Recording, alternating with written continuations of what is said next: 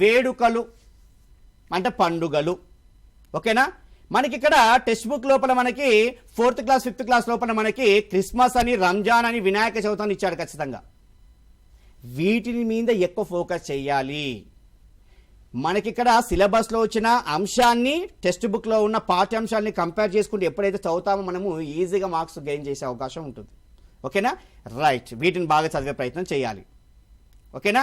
Next మనకి క్రీడలు, పాటలు. ఓకే రైట్, గ్రామాలలోని వేడుకలు, క్రీడా వినోదాలు అని చెప్పేసి మనకి ఒక లెసన్ ఉంది. ఓకే, ఆ లెసన్ లోపల మనకి కావాల్సింది ఏమి అంటే క్రీడలకి సంబంధించినవి.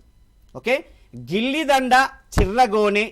ఓకే, గిల్లిదండకి మన గల మరొక పేరు ఏమిటి? చిర్రగోనె. దాన్ని ఎవరు ఆడడం జరిగింది? పాండవులు, కౌరవులు ఆడడం జరిగింది. ఇది బాగానే ఉంది. నెక్స్ట్ అక్షయ క్రీడ ఎవరు ఆడడం జరిగింది?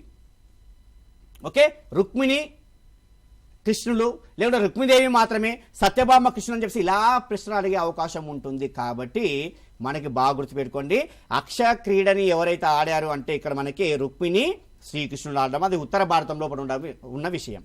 ఒక టెక్స్ట్ బుక్లో ఉన్నది. తర్వాత మనకి ఇక్కడ ఇంకొక ముఖ్యమైన అంశం ఏమంటే మనకి ఇక్కడ పులిజూదం. ఆ పులిజూదం లోపల మనకి ప్రశ్న ఎలా వస్తుంది? పులుల సంఖ్య ఎంత, మేకల సంఖ్య ఎంత? పులుల సంఖ్య 3, మేకల సంఖ్య 16. మరి ఇంకొక నెంబర్కి సంబంధించినది ఇంకొకటి ఉంది. ఏమిటది? ఓమన గుంటలు ఎవరు అంటే ఓమన గుంటలు అందులో గల గుంటల సంఖ్య ఎంత అని అడుగుతాడు. 10, 11, 14, 16 అని అడుగుతాడు. సంఖ్య ఎంత? 14. అది మైండ్లో ఉండాలి. అర్థమైందమ్మా? రైట్, గుజ్జన గుళ్ళని ఎవరు ఆడారు? రైట్, గుజ్జన గుళ్ళని ఎవరు ఆడారు? రుక్మిణీదేవి. పైన అక్షక్రియని ఇద్దరు కలిసి ఆడితే గుజ్జన గుళ్ళు మాత్రం మేము ఒక్కటే ఆడుకునేది. ఎవరు? మన రుక్మిణీదేవి. ఓకే, బాగానే ఉంది. మరి రుక్మిణీదేవి అన్న పేరు ఇంకొకరికి ఉంది. ఎవరు? ఆరుట్ల కమలాదేవి గారికి. ఆమె అసలు పేరు అదే. ఆరుట్ల కమలాదేవి యొక్క అసలు పేరు ఏమిటి? రుక్మిణీదేవి. ఇలాంటివి చదువుకుంటూ వెళ్ళాలి.